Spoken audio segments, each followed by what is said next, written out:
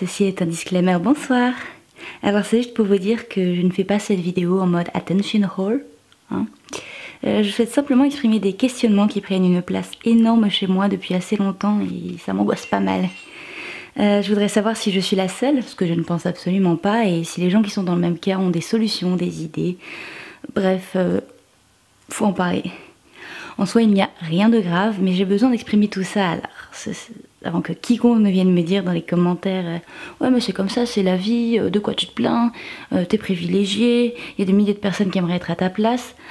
Je sais, je ne me plains pas de toute façon, je m'exprime et je ne veux pas minimiser ce que je ressens parce qu'il y a pire dans le monde, je sais qu'il y a pire dans le monde, je suis plutôt engagée dans mes idées. Mais il m'est important d'exprimer tout ça, voilà. Je tiens aussi à dire que j'ai absolument conscience de ma situation de fille blanche et privilégiée, mais je pense que cette vidéo peut éventuellement parler à différentes personnes venant de différents horizons, je ne sais pas. C'était la fin du disclaimer, bonsoir!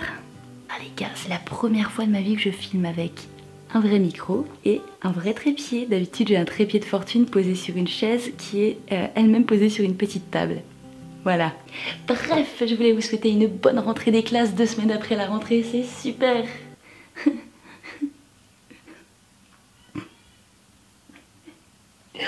La rentrée. Mais quelle période étrange que la rentrée. On l'aime, on la déteste, mais elle ne laisse jamais indifférent, j'arrive à parler. Il y en a qui sont remis dans le droit chemin après un été folichon avec la rentrée et d'autres qui prennent ça comme un plaid que l'on pose sur soi pour regarder Harry Potter en hiver. Moi je n'ai jamais eu de problème avec la rentrée, hein. Bon, j'ai toujours été assez bonne élève, je me reposais surtout sur mes lauriers, donc ça aide. Certains diront que bon, j'ai fait des facilités, c'est vrai. Et puis un jour, j'ai eu le bac en poche, et là, tout était possible. Tout était possible.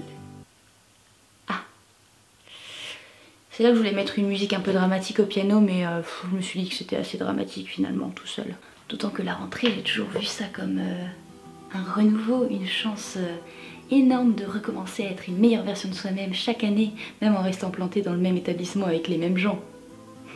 J'étais idéaliste.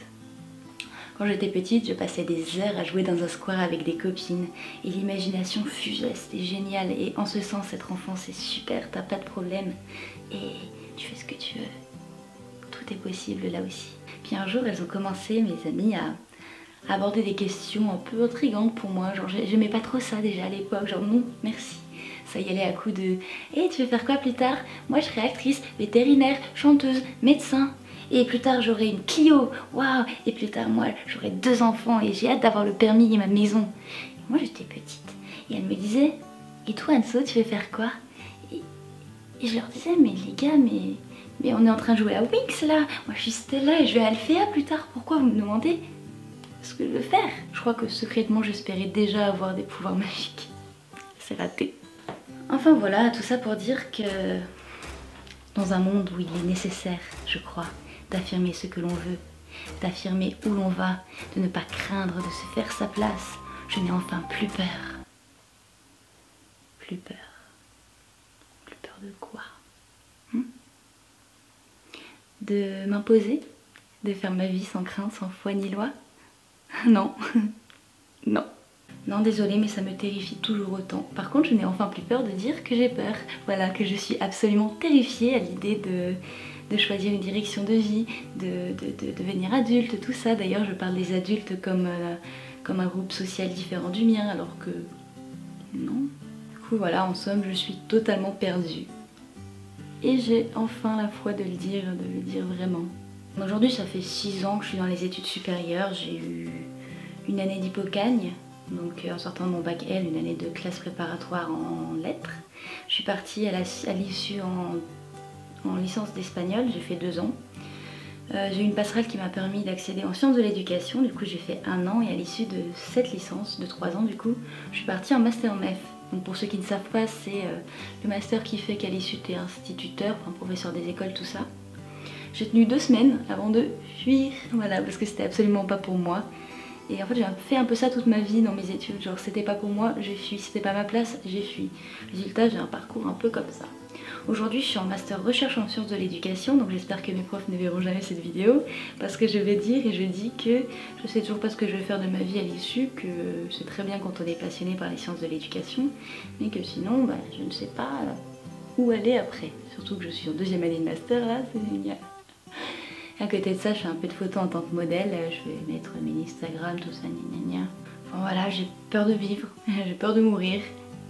C'est super, il y a mieux comme façon d'être, je crois. En fait, je suis une vraie thanatophobe, donc la peur de la mort pour le mot scientifique, tout ça, c'est ça. À tel point que je peux passer des heures à regarder mon plafond, à être angoissée et à rien faire d'autre à part regarder mon plafond. Genre, je suis incapable d'ouvrir un livre, d'ouvrir mon PC pour regarder une série ou un film. Et ça dure depuis des années, c'est assez terrible. Et en plus c'est tout à fait irrationnel, hein. Genre la mort c'est quand même la peur humaine qui existe depuis toujours. Genre c'est une épée de Damoclès au-dessus de nos têtes, on le sait que c'est là, c'est fatal, c'est comme ça. Ah oui. Et j'ai une peur folle du temps qui passe. À croire qu'il s'est lancé une course effrénée contre lui-même et qu'il s'arrête jamais, jamais, jamais, jamais.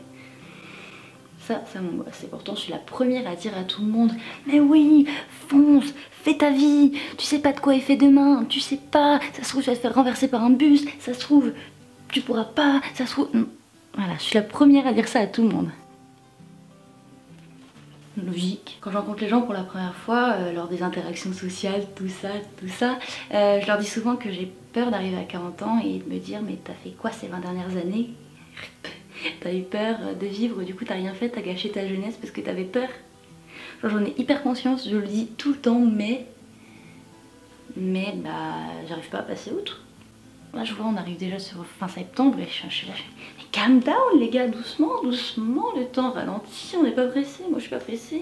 Je parle de la solitude aussi, donc voilà, je passe mon temps à la fuir et donc à me fuir, ce qui n'aide en rien. Je suis un peu mélancolique du temps, bercée par ma propre candeur dans mon enfance, tout se passait très bien. On n'en est plus là. J'en ai conscience, je ne me plains pas. Peut-être que cette démarche de faire cette vidéo va en aider certains ou va m'aider moi-même. Peut-être que ça va m'être salutaire ou peut-être que si beaucoup de gens se reconnaissent dedans, je vais être le gourou d'un futur ordre mondial de ceux qui savent qu'ils ne savent pas ce qu'ils veulent faire. Et là du coup j'aurai un avenir. Non mais...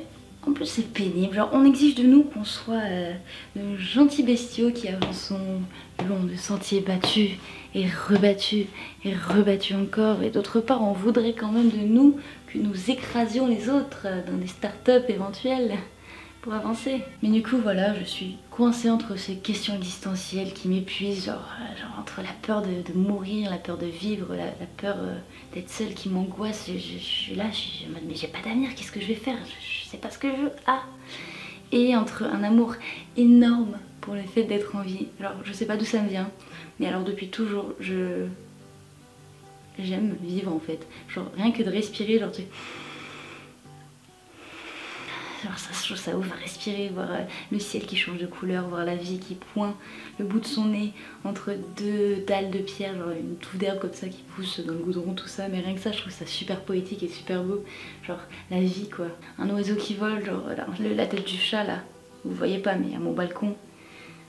Rien que ça, je trouve ça ouf. Je sais pas mais l'idée d'être venu sur Terre à un instant T de l'histoire de l'humanité, mais je trouve ça absolument fou, et j'aimerais m'ouvrir à toutes les cultures et découvrir le monde comme jamais et m'ouvrir à tout. Bref, j'ai décidé qu'il était temps d'arrêter de me complaire dans cette situation de mal-être vis-à-vis de tout ça, parce que ça fait des années que ça dure, hein, et peut-être que du coup cette démarche de vidéo va me faire du bien et va commencer à mettre du clair dans ses idées. Dans les faits, je ne sais toujours pas ce que je vais faire de ma vie. J'ai conscience hein, que si je dois travail alimentaire comme beaucoup de monde, ce sera ça. C'est pas ce que je souhaite, mais je suis un maillot de la chaîne comme tout le monde. Moi, mon but ce serait de m'affranchir du travail pour survivre. C'est horrible ce que je dis parce que je sais qu'il y a des gens qui n'ont pas le choix. Et je sais que j'ai la chance d'avoir le choix, d'où le fait que je fasse cette vidéo. Du coup, j'ai peur de m'attirer un peu des détracteurs, mais d'un côté, j'avais besoin de le dire. Genre vraiment. Oh, arrive un moment où il faut se secouer de toute façon, hein, c'est comme ça. Que je dis depuis des années, c'est comme les résolutions au début d'année là. Non mais cette fois c'est bon. Puis aussi je voulais souhaiter un énorme courage et toute la compassion du monde pour les personnes en situation de handicap, donc invalides, les personnes racisées ou les personnes qui subissent des oppressions de l'État, enfin les États et la société, parce que c'est encore plus difficile pour elles que pour moi. Je vous fais un énorme bisou. Si vous avez regardé cette vidéo, merci. Merci, tout ça. Je voulais dire aussi que mes parcours, même s'ils ont été serpentueux, ça se dit, oui ça se dit, m'ont permis de rencontrer des gens super. Je pense à vous, si vous voyez cette vidéo, merci d'être dans mon entourage, tout ça, ou de l'avoir été, ou de l'être à l'avenir. Et voilà, prenez soin de vous, encore et encore et encore. Salut!